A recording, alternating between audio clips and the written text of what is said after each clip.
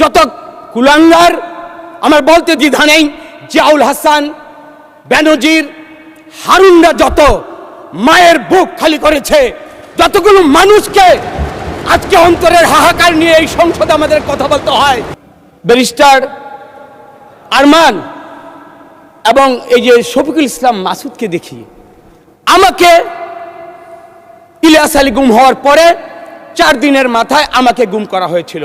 আমি দেশ টিভির টক শোতে ছিলাম, আমাকে ওইখান থেকে নিয়ে গিয়ে বলেছিল তুই ইলিয়াস আলীকে ফেরত দে। আমাকে পরের দিন ডিবি অফিসে এক মহিলা, ওই মহিলাকে সাথে কিছু ককটেল দিয়ে আমাকে রিকভারি দেওয়ার জন্য আমাকে ওইখানে ট্রায়াল করা হয়েছিল। এবং আমার উপর যে নির্যাতনটা হয়েছিল, মাননীয় স্বরাষ্ট্রমন্ত্রী, আপনি মনে আছে, আপনি মহসিন হল 360 নম্বর রুম, আমার 356 নম্বর রুম। স্বৈরাচার এরশাদ ল ডিপার্টমেন্টে আপনাকে যখন রক্তাক্ত করেছিল, আমরাই কিন্তু আপনার ছোট ভাই হয়ে আপনার ওদিকে পাশে দাঁড়িয়েছিলাম। আজকে আল্লাহ আপনাকে স্বরাষ্ট্রমন্ত্রী বানিয়েছেন।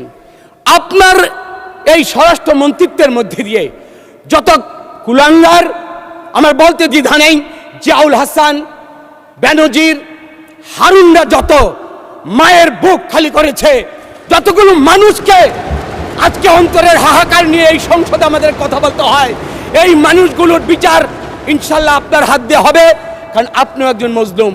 72 ঘন্টা ময়েশ্চার লক সমৃদ্ধ লিলি বডি ওয়াশ, শিয়া বাটারের গুডনেস স্কিন রিপেয়ার করে রাখে সফট ও গ্লোয়িং।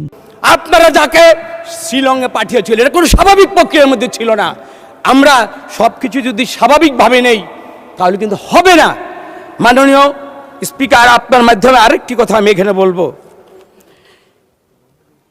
গুম খুনের কথা বলতে গিয়ে আজকে আরেকটা কথা বলি।